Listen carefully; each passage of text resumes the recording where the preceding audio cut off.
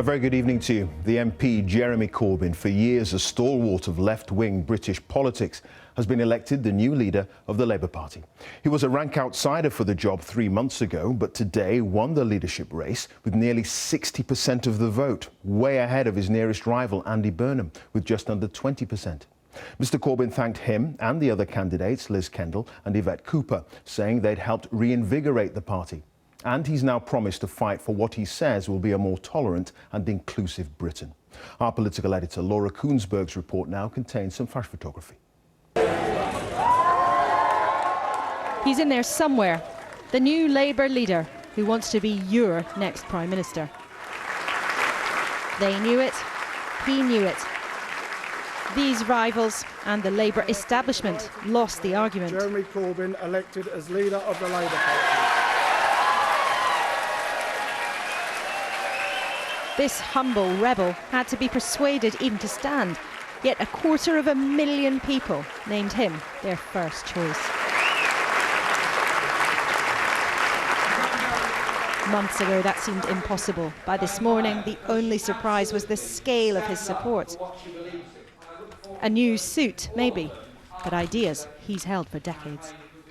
We don't have to be unequal.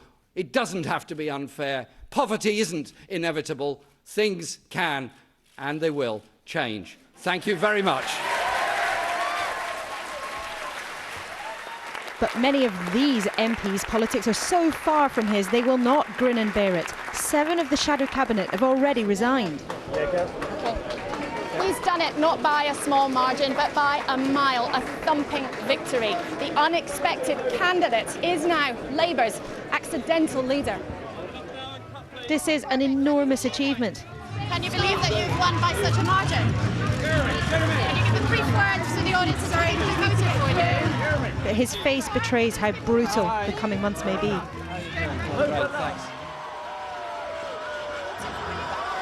But tonight, euphoria. These are his people. Nearly 100,000 of them signed up just to back him. A new audience for the ideas of old Labour. And some of today's biggest smiles were from vintage faces. He told me he hadn't been so happy in years. People are sick and tired of the last 30 years in which ordinary people got left behind while the bankers made a fortune. What do you make of the scale of the result, Ken? Just stunning. No one could have predicted. Oh, he will. With the majority like this, they'll have to. Oh, dear. Corbyn and his new deputy, Tom Watson, triumphed under new party rules. Ed Miliband's real legacy, perhaps. Labour in the hands of its supporters, not its MPs. Our party is a broad church, always has been, always will be, and the task of the leader is to reach all parts of that movement, and I believe that's what Jeremy should do. He could only have dreamt of this. Fantastic moment, fantastic mandate for change in Britain, fantastic enthusiasm for real democratic politics. It's a great day. For our party membership to be even bigger. It's already now become the largest membership ever in the history of the Labour Party. That is the An overwhelming moment for his supporters. Overwhelming too for his wife. We walked together, we marched together down that road. But look who came to join the party.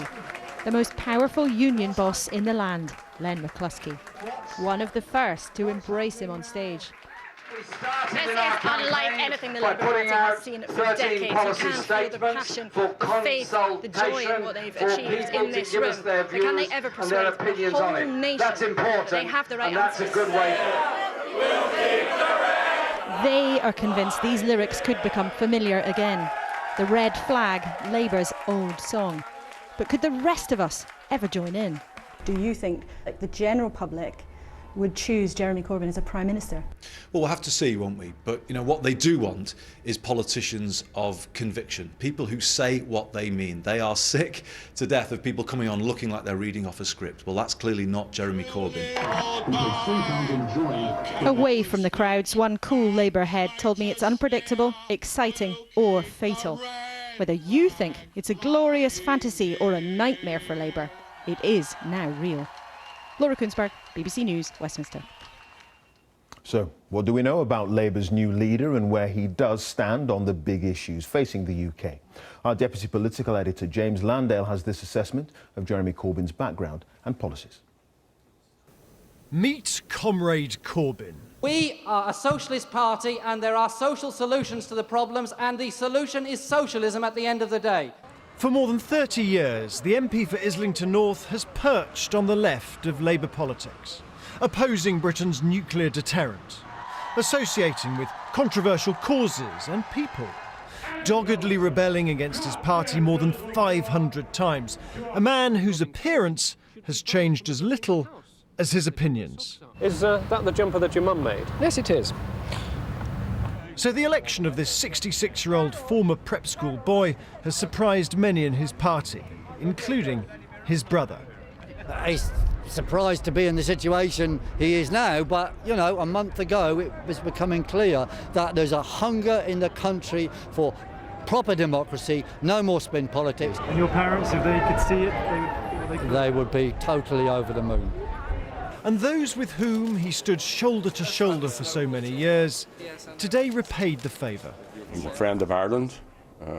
He will be an outstanding leader of his party.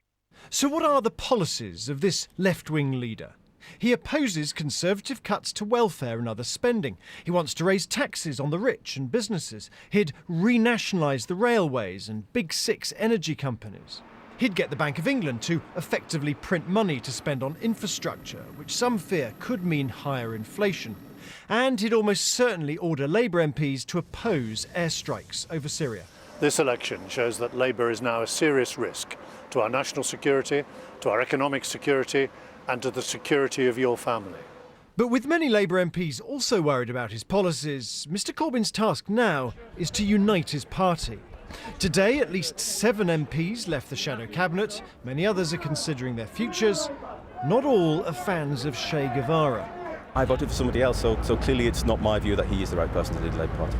I fear that we may not win the election. Do you think Jeremy Corbyn is the man who's going to lead you to victory at the next election? I think it's much too early to tell.